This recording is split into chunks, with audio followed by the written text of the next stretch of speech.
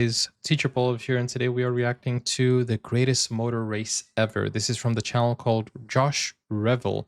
If you want to watch that video without my commentary, link is in the description. Go watch it, but then come back to see my reaction to it. This is a coffee request by Travis, who says the following. If you have time today, here is the story of the greatest Bathurst race of record in Australia. Aussie. Let me know where the Aussies are. Some people claim that it was the greatest race in the world, but that's a personal choice. So let me know, guys, in the comments down below, do you think this was the greatest motor race ever or not? Okay, so let's check out this video, guys. Don't forget to like, subscribe, and join us on Twitch. We're live right now. Let's go. So a couple of weeks ago, I did something that I'm not normally too comfortable with nowadays. I logged onto Twitter because I was seeking an answer from the minds of racing fans around the world. I was on a... We all feel the same. I haven't been on Twitter for a long time. Like, literally. Like, I don't know. Do you guys still use it? X. Quest to find out what was the greatest motor race in the whole history of history. Basically, any race in any category that made you go...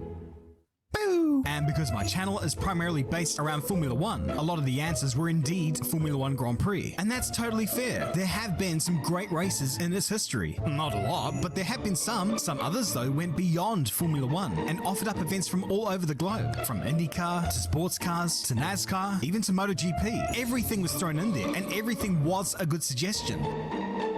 Nearly. But there were quite a lot of people suggesting one particular race that was... What was not a good suggestion? Nearly. Spa 2021? Why was that? I don't know much about it. Was that a bad one?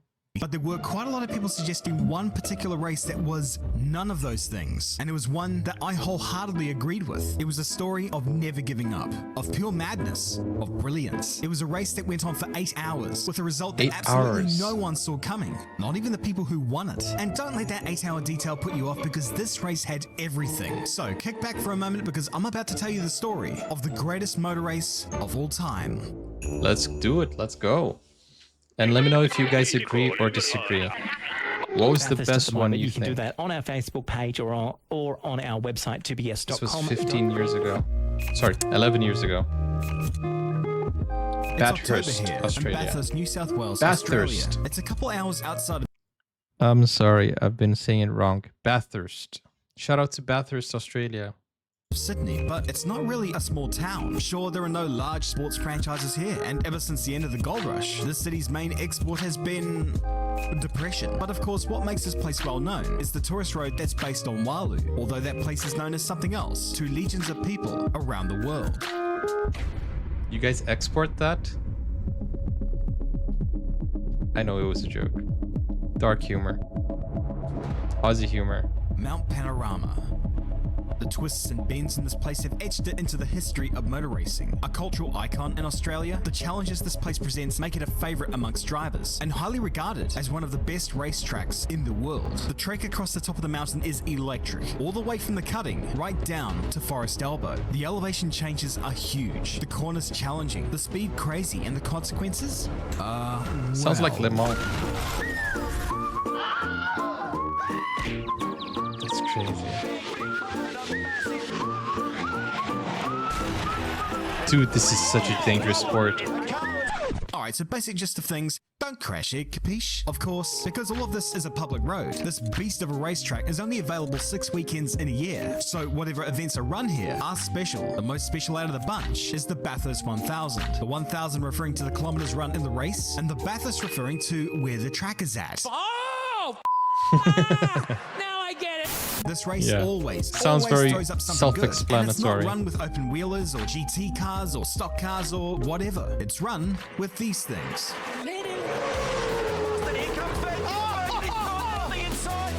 This is the Supercars Sponsored by Championship. Monster. And I know what you're thinking. These aren't supercars. And you'd be right, but hey, I'll let you in on a little secret. It's just a name. Skipping over them minor details, however, this touring car series is often regarded as one of the best racing series in the world. And if none of these moments are capturing your interest, then I don't know what is gonna melt your butter. So you may as well just turn off this video and go to another channel. No, hang on, wait. Do not turn to another channel. Do not The caliber turn. of driving talent in this field is fierce. This ain't no cakewalk. These slippery, overpowered bastards are for I do have a question. I know that, you know, watching it on video, it's so exciting. You get to see the close-ups, you get to see, like, you know. But how is it watching in person? Because I feel like you just see the car pass once, right? Do they have like big screens where you see other stuff, or like, because if you're in one road or one section of the race course, then you're just gonna see the cars pass by like 1 second and that's it. Like how is that entertaining? Like, I don't know. I generally have never been to a real race course, and I don't know how it feels like. Like the car just passes by and that's it. Like, how does it work? Is it exclusively a video type of event or not? Anybody know? Have you ever been to one? ferociously difficult to drive, and to watch them dance around Mount Panorama Hi at Thrond, full hi tilt in Subnark, search thanks of for the joining greatest in. prize in Australian motor racing is a sight to behold. Oh, there are What's the screens. format Okay, for this race? The that's Great what I was Race, as thinking. they call it? Well, it's simple. The race is set at 161 laps, which amounts to 1,000 kilometers of racing. Wow. Normally, this race would take about 6 hours, depending upon whether it rains, whether there is carnage, or if a f***ing tree falls on the track. Carnage. But 6 hours solo That in these happens? cars is considered a form of torture, right up there with listening to someone spout Bill Cosby jokes. So for this race specifically, there are 2 drivers assigned to each car. You'd have the main driver, who would drive this car throughout the entire year, and then you'd have the other dude, who would be relishing the one weekend out of the year where he's not driving stunt cars at Movie World. So with 26 cars on the grid, 52 Nice. drivers were all about to compete for eternal glory. On Kangaroos Sunday, 12th of hitting October, cars? They were all there on the grid. That's a thing? Well, almost all of them, but you see, one of them is missing. What happened to him?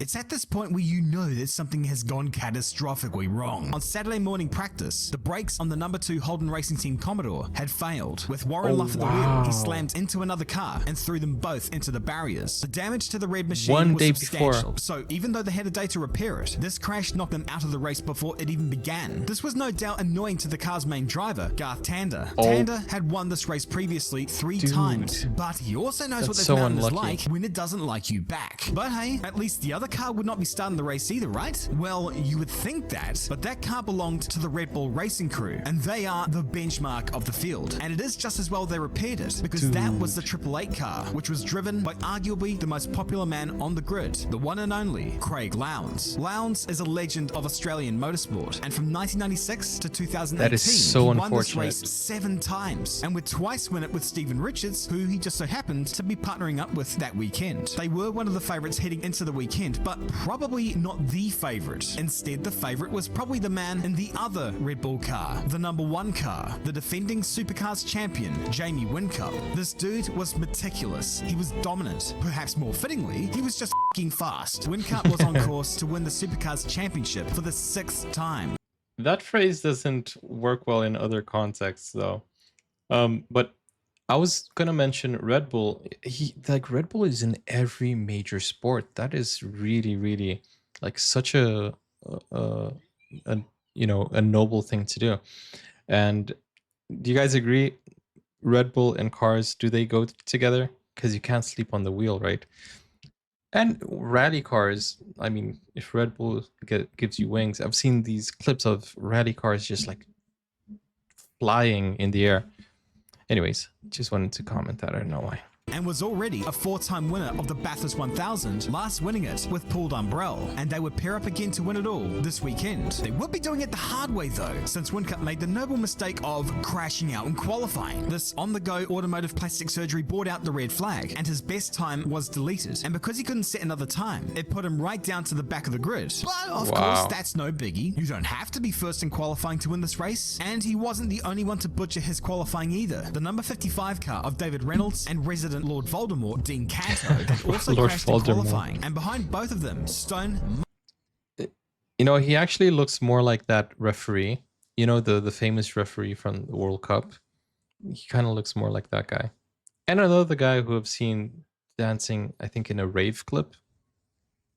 Also crashed in qualifying, and behind both of them, Stone, motherless last, was the number 6 car of Chaz Mostert and Paul Morris. Now, while Reynolds and Canto were a dark horse for this race, Mostert and Morris kinda weren't, because it was a bit of a weird combo. Mostert was fast, but Morris was on the way out. No one really gave him a chance, so we're not going Two to talk about them generations here. anymore.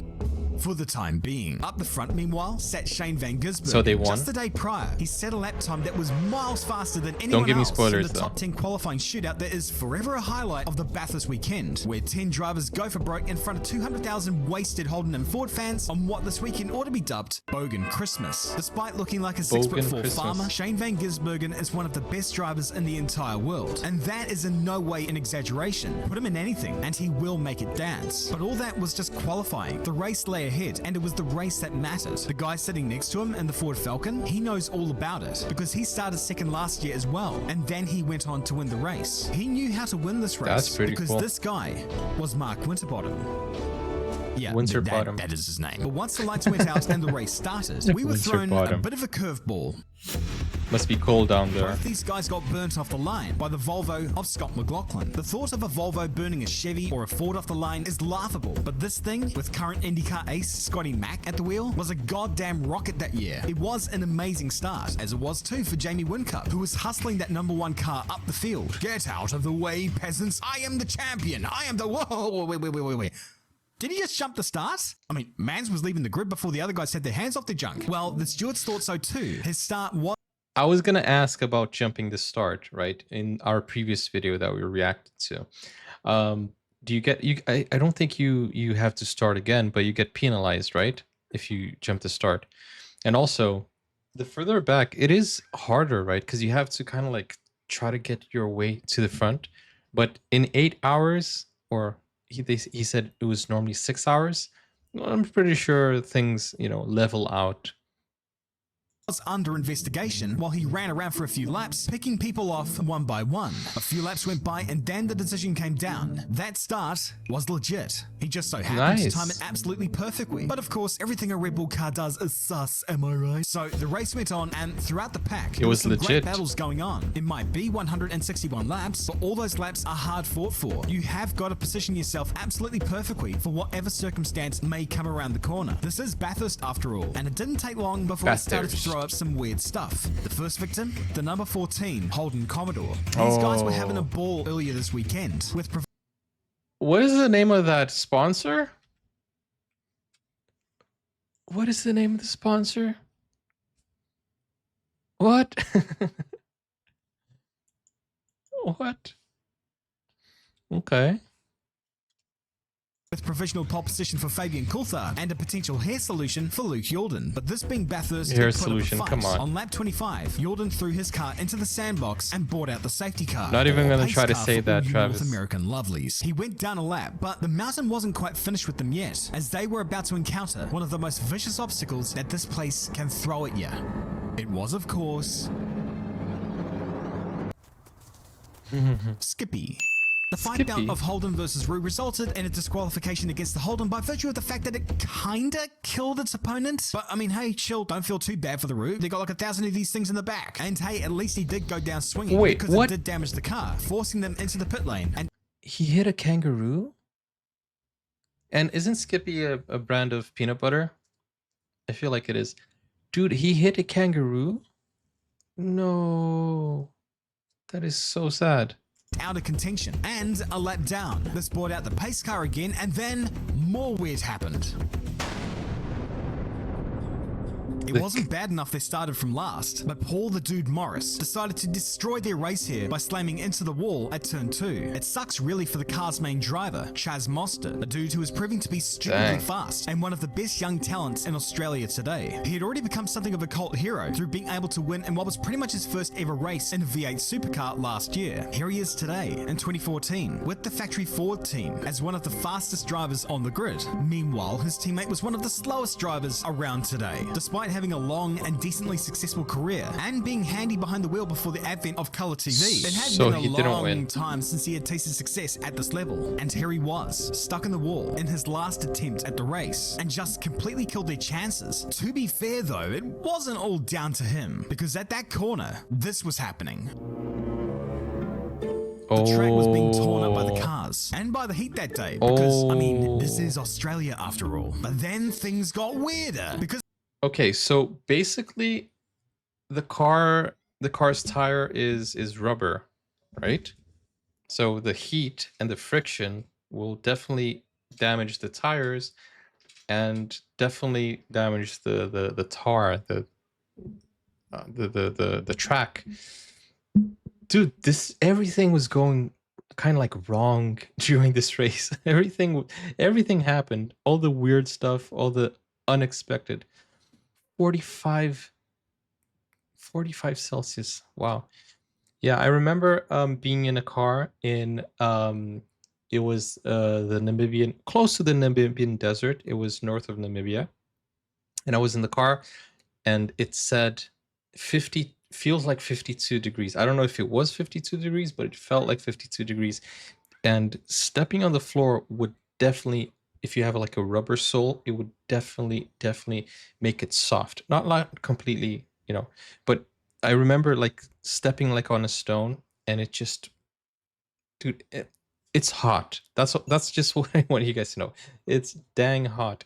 And the friction makes it even hotter. That's crazy though. for some ungodly reason, while still under safety car conditions, Dale Wood in the number 21 car was now stopped at the top of the mountain with a car Overheating. that was about 3 yards shorter than what it started out as. Must have been a big-ass kangaroo to pull that stuff, unless it wasn't a kangaroo. Maybe he had done something stupid like, I don't know, slam into the back of his own teammate. Needless to say, this threw him out of the race, No leaving him way. stranded at the top of the mountain among No way. Did he actually? He sabotaged his own. Dude, everything happened during this race. He sabotaged it, not purposely, but oh wow. Can you imagine that? That's like scoring an own goal. like, I don't know, slam into the back of his own teammate. Needless to say, this threw him out of the race, leaving him stranded at the top of the mountain amongst some of the more interesting folk of supercars lore. Elsewhere on the circuit, the medical car heard this wow. and shed its lights as a mark of respect, or maybe as an act of protest for what was to lay ahead. The race got back underway and we were up and running, but not for long.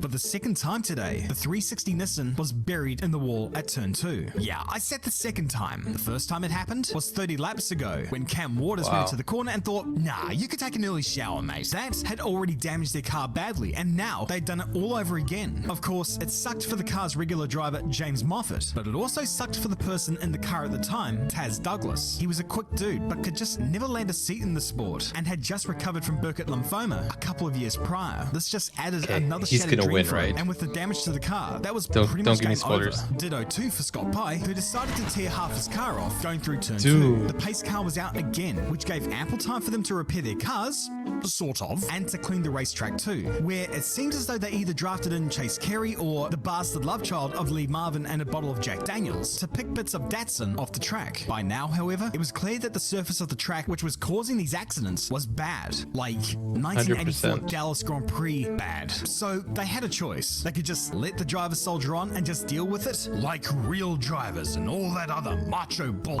Or they could do what Fix they it. eventually elected to do and stop the race. This was only the third time in the history of They stopped Bathurst the that race. the race had been red flagged. That's Although, why it unlike got the first 8 two times, hours. this race would get underway again. But this business of repairing the road would not be a quick fix. It would be over.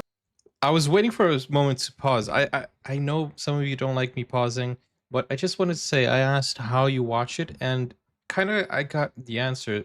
So most of you go to the top of the mountain so you can have a broader view of, the cars, and then you also have screens. Is that how it works? You go from like to a very high place so you can try to see the whole track. Is that it? Then you get a good vision rather than just standing by the side of a road where you can just see one section of it.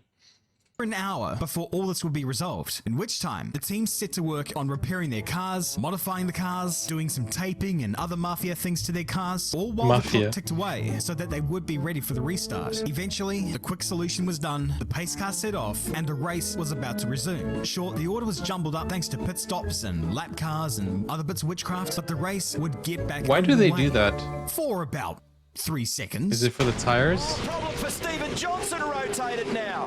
Could this day get any worse? Get any worse? Nah, not for him. He was out of the race. That's about as bad as you can get. But some others, Because though, of that? it could get worse. Take the number 1 of Jamie Warming up Whitcup, for tires, example. that's what I Sure, thought, the yeah. opening laps were unbelievable. Some of the best drives that this mountain had ever seen. But then his mind went blah blah and cannoned into the side of Todd Kelly's Nissan and would send him to the pit lane with damage. All of this put Whitcup a lap down. The only cream of comfort they had was that they knew there would be another pace car, and that when that happened, they This were is going to such get a their lap crazy back. So race. no real panic, but they were going to require some luck. Bathurst, Australia. Well, that doesn't help. Meanwhile, up the front, the likes of McLaughlin and Van Gisbergen are establishing themselves as the favourites. But some others were doing well. Voldemort was doing a steering job in the Voldemort. Bottle Falcon, and the number 5 entrant of Winterbottom and Steve Owen is keeping touch, as was the Triple 8 of Craig Lowndes. The Triple 2 of Nick Percat and Oliver Gavin are doing good too, way out driving the machinery they were in. The number 16 car of Scott Pye and Ash Walsh was somehow keeping in there, with the car that was held together with sticky tape and the mortgages of half the crew. And one lap No later, way. there was even more missing off the car. It actually has sticky tape. Oh I'm my no mechanic, gosh. but I don't think a car is meant to look like that. And after having happened at a part of the track where the That's cars reached crazy. 300 kilometers an hour, Mr. Pye almost certainly his undercrackers. But with the stricken car laying on the Undercrackers. side of the track, guess what that meant? Yes, Dora the Explorer. Another safety car. Dora Is the this the Explorer. norm at Bathurst? You bet it is. This track has absolutely no mercy whatsoever. Is it the norm to drift this close to the wall and emerge unharmed? No. I mean, not quite, but it was too cool not to put in this video. Up the front, the 33 kept on battling the 97. Both are now being driven by the co-drivers, but they are still playing for keeps. The racing is spectacular because in a place like this, it always is. The Bottle entry of Reynolds and Canto were in This a is great position absolutely for their strategy. insane. Probably the best of them all. The last thing they needed was another safety car. But that's exactly what they would get.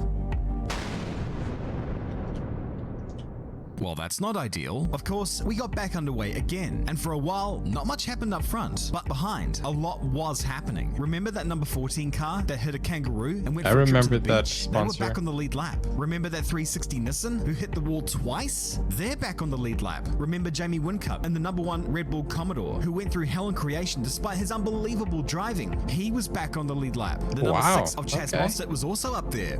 Somehow. It seems that anyone whose race was over 3 laps ago was back in the game. That's how this race be sometimes. That's why it's so great. The teams began to settle into the groove. then- The strategies were They did have 1 hour to, recover, right? So, yeah, kind of like to plan and, right? starting to play out, and now they were about to bring their drivers in for the final push to the line. Everyone knew there was going to be another safety car, although nobody quite knew when. Although the Volvo of Robert Dahlgren made it quite easy to guess when he slammed into the wall and ended their race. The pit stops were still on though. It is the logical thing to do in that moment. It was still a complete free-for-all as to what was going to happen for the last 40 laps, although unfortunately for some, they wouldn't even see that out. In the cruelest twist of fortune, the What Bottle happened to Falcon him? ground to a halt when the alternator decided not to alternate stuff anymore. After being favorites on strategy, they were out. Over electricity. That's the thing about this race. Every year Electricity? there will be favorites, but a lot of the time they'll end up on the side of the road, or in a wall, or back in the garage. But you never quite know when it will happen, or who to. You just gotta keep digging. Electricity? Try your luck. Hope you can make it to the end. Nothing is guaranteed here. It ain't over till it's over. You just gotta stay out of trouble. Because eventually, at this place, it's gonna find you.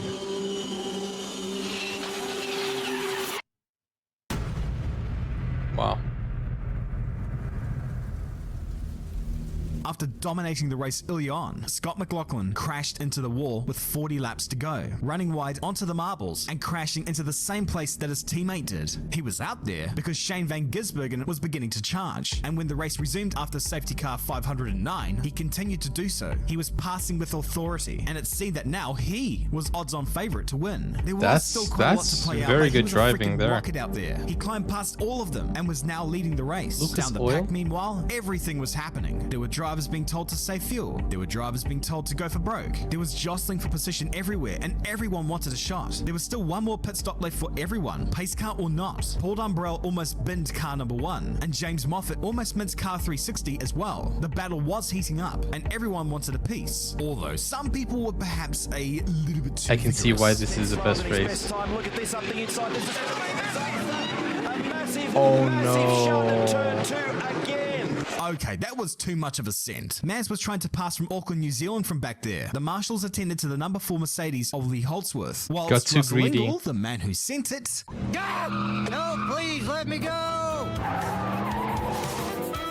He's allowed to do that? surprise, surprise, the pace car was out again. The drivability of a car on its roof not being too great. It came in again before going out again with 13 laps to go when the 23 car was once again found itself parked on the side of the road. What this meant was that the final round of pit stops were about to be dealt. This was it, the final push to the line. Dude, that's However, crazy. not everyone came in for the pit stop. Some did stay out. However, the leader of the race, Shane Van Gisbergen, That's what I was gonna ask. Do you definitely need to take the pit stop? I know it's a risk if you don't, but some of the cars, they are very resistant, right? Very, they can, if you don't push it too much, because the idea is that I was thinking maybe they need more fuel in the pit stop, but I don't think that's the case. I think it's more for maintenance. But I think some of these cars can really take not having to go into the pit stop, and that gets you some time, especially in the final lap, right? did come into the pit lane. It was a standard pit stop, fill it up with fuel, and you'll be good to the finish. But of course, there were Oh, it is about fuel? It's about fuel and tires if you have enough. Oh, okay. Because the tires, they wear out during the race, right? So it is about fuel and tires. Oh, okay. So you absolutely need to, if you don't want your tires to blow out and if you don't want to run out of fuel. come into the pit lane. It was a standard pit stop, fill it up with fuel, and you'll be good to the finish. But of course, there were a lot of pit stops in this race. There is a reason why I brought this one up. Oh no, what When you happened? stall in one of these things, normally you just start the thing up again and roar away. But for Shane, his starter motor had failed, and it wouldn't be repaired again for another 10 minutes, by which time he had been thrown 3 laps down and out of the race. Another favorite for the race, gone. And again, over electricity. For those that had survived, for now, it was getting So- interesting. When the race resumed, When he says electricity, he's talking about fuel, right? He's talking about he ran out of fuel. Or no? Or because the engine wouldn't start. I need to catch up with this lingo. When he says electricity, so I think the engine couldn't start. Is that it? Oh, battery. Okay. He's talking about battery. Okay. Because these aren't electric cars, right? You're talking about battery. Okay. it was Winterbottom leading Whincup. But how the hell did that happen? Wasn't Whincup leading Winter? Oh, I see.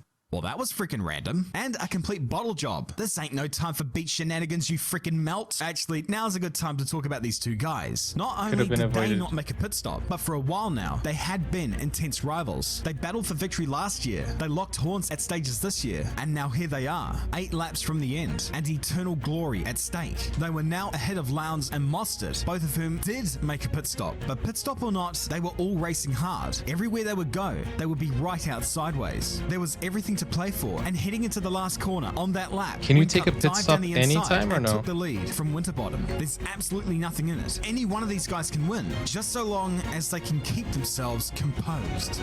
Yeah, they're not going to. Lowndes has made contact with Frosty. They did not. The They spin didn't. ruined the race for Winterbottom and Lowndes. Frosty went down the pack and began to conserve fuel just to make it to the line, whilst Lowndes received a drive-through penalty for trying to send Frosty into the shadow realm. 2 more Oh, crowd you favourites can- taken out of the Oh, race I in didn't the know blink of that. an eye, which meant that up front, it was Whincup leading from Mostert. And the fact that this was happening was nothing short of incredible. These two guys had started the race from the very back of the grid. One had been in the wall, one had been a lap down, and yet here they were, battling for victory. Or at least it seemed that way. Whincup began to edge out a bit of a gap, because, I mean, he is the class of the field. It was kind of like watching Max Verstappen nowadays, watching a Red Bull car shrink into the distance and knowing that there was little hope in pursuing them. With 3 laps to go, they were home and dry. Whincup and Dumbrell were almost a lock for Bathurst glory in 2014. I feel And like then he's the gonna question win. began to emerge. how much fuel does he have? He was still pushing like hell, but his crew kept on repeating the same message over and over again. Pit stop. Save fuel. Oh, The save problem fuel. for him was that while they were telling him to save fuel, Mostert was not saving fuel. He didn't need to. They made that pit stop. They were good.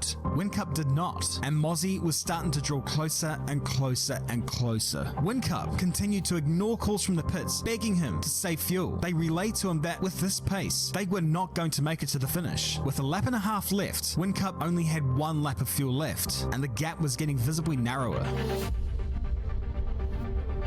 When they started lap 161, Mostert was right there. Until he ran out of fuel. The last lap, the 8th hour of the Bathurst 1000, and this is what it came down to. The kid versus the goat. There is no greater challenge, but he didn't care. A win was right there for the taking, and he was all over the reigning champion. Up and down the mountain, he looked everywhere he could, while Whincup desperately tried to save as much fuel as he could. The crowd were on their feet and on edge. Holden versus Ford, the age-old rivalry. Heading Thank you down for the hill, coffee Mostert request. only needed 1 chance. Guys, you can request videos just like Anthea did and just like Travis did through Buy Me a Coffee. And thank you so much for the support.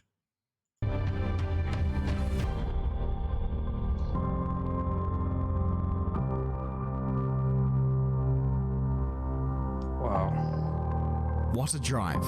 What a drive. This was a race for the ages. For Mostert, it was one of the great Bathurst drives. And Wow. for Paul Morris, to win on his 22nd and last attempt at the great race, to win it all, was a complete fairy tale. They crossed the line to win the 2014 Bathurst 1000. And wow, what?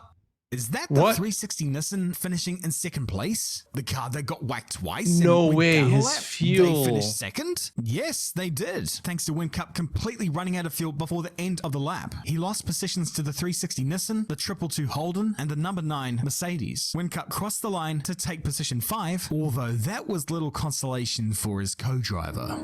What do you want from me? Ooh, what do you want He should have taken the pit You stop. know it's been tough for me. It's like I'm in Should have taken the pit stop. But for however much he was mocked for this, the reality was this. Had he saved enough to make it to the end, he likely wouldn't have won anyway. By doing this, at least they had a fighting chance. Can he There's a push term it? they have for that. It's, racing. And ultimately, this race had that in spades. To come from last on the grid, to be buried in the tyre wall, to then drag their car back into contention, to compete against and beat the best in the business in what is the great race, is something almost out of a Hollywood script. For Chaz It is Mostert, indeed. it brought about the arrival of a truly amazing talent. For Paul Morris, it was a fitting end to it all. I After told you they 22 would years win. of pain, I know pain, scripts.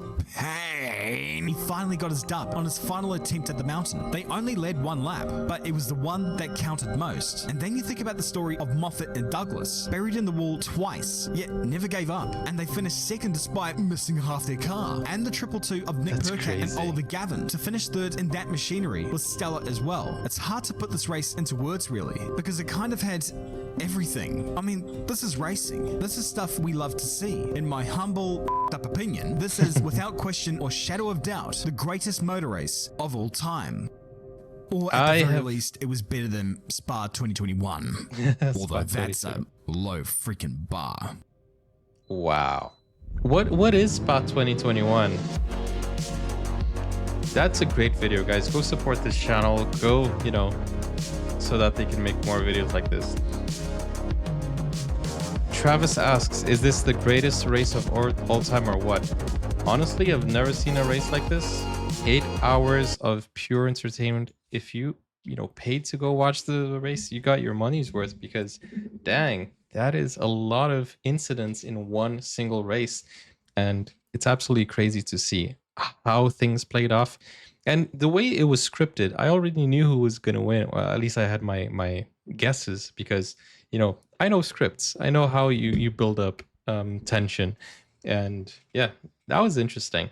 So it comes to show that experience outweighs anything else. So the GOAT, he was just at the time like about to retire, and he pulled off one of the greatest, craziest, shall we say, comebacks. That's absolutely amazing. And absolutely deserved it. What a great story of this simple race that had everything going wrong for it. Everything played out really crazy. And dude, it comes to show that it doesn't matter if you're in last place right now. You can make a comeback and be first. So that's pretty cool. Yeah, this one race needs a whole like Netflix movie. I mean, the plots and twists. In fact, that could actually be a good movie. Without all the story, you know, I think they could actually make let's say a 90-minute movie about the race in itself. I think that would be interesting. Just the race, nothing else, no backstory, blah blah blah, you know, story of my life stuff. No, actually, just the that would be interesting. That would be interesting. Something that came to mind was Flåklypa. Have you guys watched it? It's a Norwegian film, and that movie was half of the movie was the race part, and that was really nice. So I feel like they could make a movie out of this, indeed. Oh, with that said, guys, thank you for watching. Go over to Buy Me Coffee if you want to request a video. Go over to the comment section if you want to suggest a video, and go over to Twitch if you want to redeem a video. Look over here to watch more of my reactions. I'll see you soon. Bye-bye.